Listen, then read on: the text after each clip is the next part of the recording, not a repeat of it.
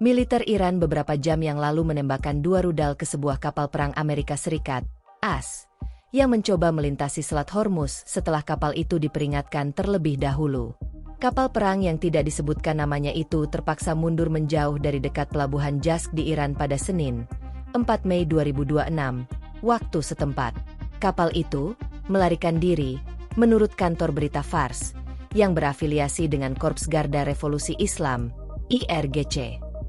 Militer AS membantah bahwa salah satu kapalnya telah terkena serangan.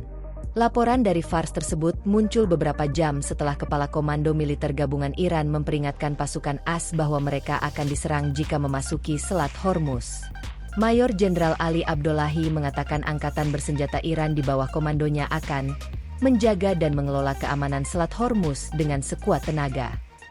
Ini sebagai tanggapan atas pengumuman Presiden AS Donald Trump pada hari Minggu bahwa AS akan membimbing kapal-kapal yang terdampar di Selat Hormuz. Mobilisasi kekuatan militer. Ketegangan terbaru ini muncul ketika otoritas Iran memobilisasi kekuatan militer bersiap menghadapi konflik baru. Sementara Iran terus bertukar proposal perdamaian dengan bernegosiasi dengan AS di tengah upaya untuk mengakhiri perang yang dimulai pada 28 Februari itu. Kementerian Luar Negeri Iran pada hari Senin mengkonfirmasi bahwa sedang meninjau naskah terbaru dari AS yang disampaikan melalui Pakistan, tetapi mendesak pendekatan yang lebih realistis dari Trump. Juru bicara pemerintah Iran, Esmail Baghai, mengatakan kepada wartawan pihaknya tidak akan membicarakan apapun kecuali pengakhiran perang sepenuhnya pada tahap ini.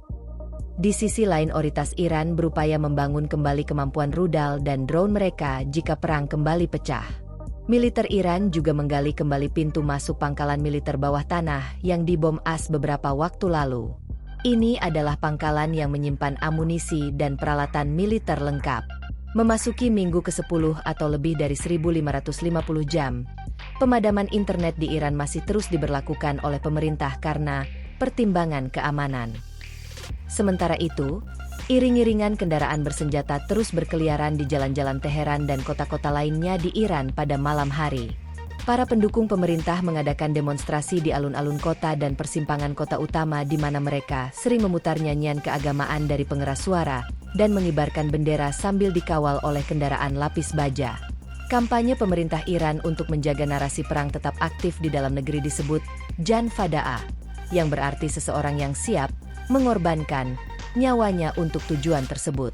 Para sukarelawan yang siap ikut berperang mendaftar melalui situs web yang dikelola pemerintah, hanya dengan menggunakan nomor telepon.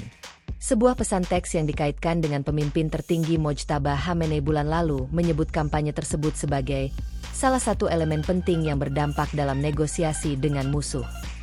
Presiden, ketua parlemen, dan sejumlah besar pejabat lainnya memuji inisiatif tersebut, mengatakan bahwa mereka bangga mewakili para anggotanya.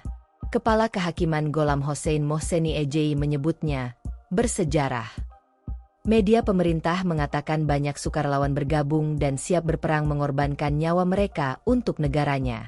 Saya akan berada di medan perang bersama keluarga saya selama diperlukan, kata seorang pria yang didampingi anggota keluarganya kepada kantor berita Mehr yang berafiliasi dengan IRGC, seraya menyatakan kesiapannya untuk bertempur sampai mati.